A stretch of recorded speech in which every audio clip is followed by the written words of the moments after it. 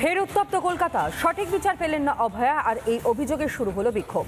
আগামী দিনে আন্দোলনের তীব্রতা আরও বাড়বে। শিয়ালদা আদালতে সাজা ঘোষণার পর এভাবেই ক্ষোভ প্রকাশ করলেন চিকিৎসক এবং সহনাগরিকরা।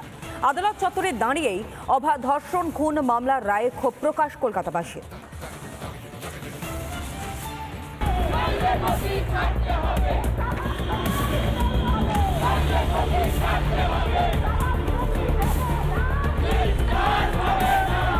ফাঁসি নয়, আমৃত্যু কারাদণ্ড। সোমবার দুপুরে অভয়াকাণ্ডে দোষী সঞ্জয় রায়কে সাজা শোনালো শিয়ালদা আদালত। তারপর থেকেই দফায় দফায় ক্ষোভ উগরে দিয়েছেন সহনাগরিকরা।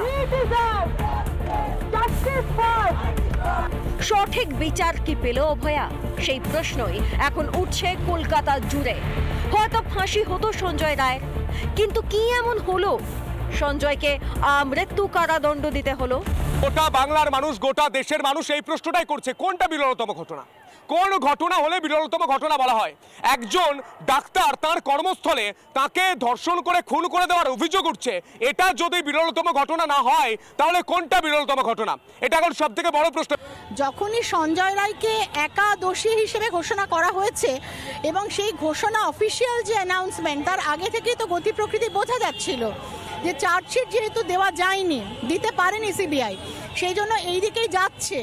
এটা অবশ্যই বিরলতম ঘটনা। কে কি এটাই মনে করছেন, আমরা তাতে কিছু ভাবছি না। আমরা পথে আছি, আমরা পথ ছাড়বো না।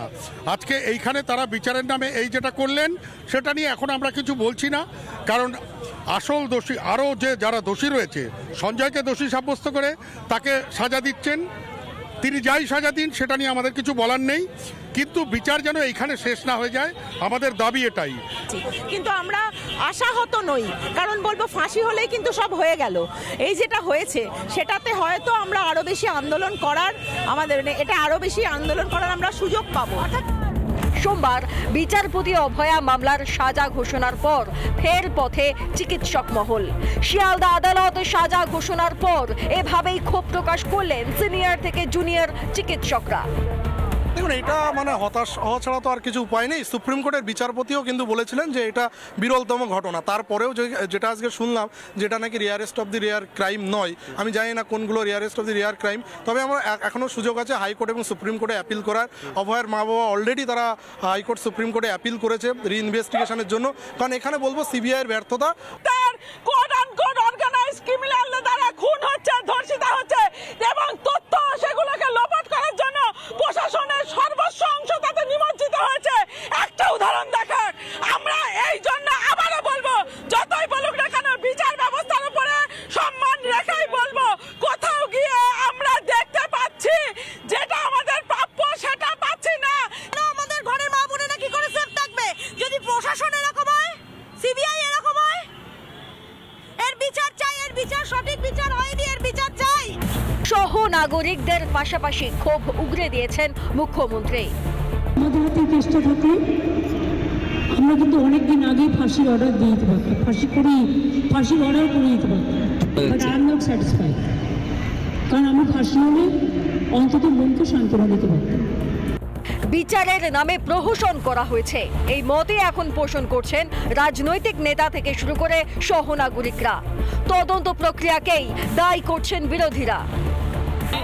কোর্টের রায়ের বিরুদ্ধে কিছু বলার অধিকার আমার নেই ভারত সরকারের মন্ত্রী হিসেবে, কিন্তু আমরা এই রায়ে খুশি নই। আমরা মনে করি এটা বিরল থেকে বিরলতম ঘটনা। সিবিআইয়ের আইনজীবী বলেছিল গতকাল, সিবিআইয়ের আইনজীবী বলেছিলেন বিরল থেকে বিরলতম ঘটনা এবং সর্বোচ্চ শাস্তি হওয়া প্রয়োজন। আমার মনে হচ্ছে সবই হলো, কিন্তু অতৃপ্তি যেন অসন্তুষ্টি আমার নিজের ব্যক্তিগতভাবে তার থেকে বার হতে পারছি না। আমার মনে হচ্ছে যেন যেটা আমরা আশা করেছিলাম সেটা ঠিক হলো না। সিবিআই এর তদন্ত নিয়ে আগেও অসন্তোষ প্রকাশ করেছিলেন নির্যাতিতার মা বাবা। অভয়াকাণ্ডে চার্জশিটে তদন্তকারী সংস্থা একমাত্র সঞ্জয়কেই দোষী চিহ্নিত করেছিল। আরজি করের প্রাক্তন অধ্যক্ষ সন্দীপ ঘোষ বা টালা থানার প্রাক্তন ওসি অভিজিৎ মণ্ডলকে তারা গ্রেফতার করলেও তাদের বিরুদ্ধে চার্জশিট দিতে পারেনি। নির্যাতিতার বাবা মা আদালতে জানান, একা সঞ্জয়ের পক্ষে এই ঘটনা ঘটানো সম্ভব নয় বলে তাদের মনে হয়। আরো কেউ এর সঙ্গে জড়িত থাকতে পারেন।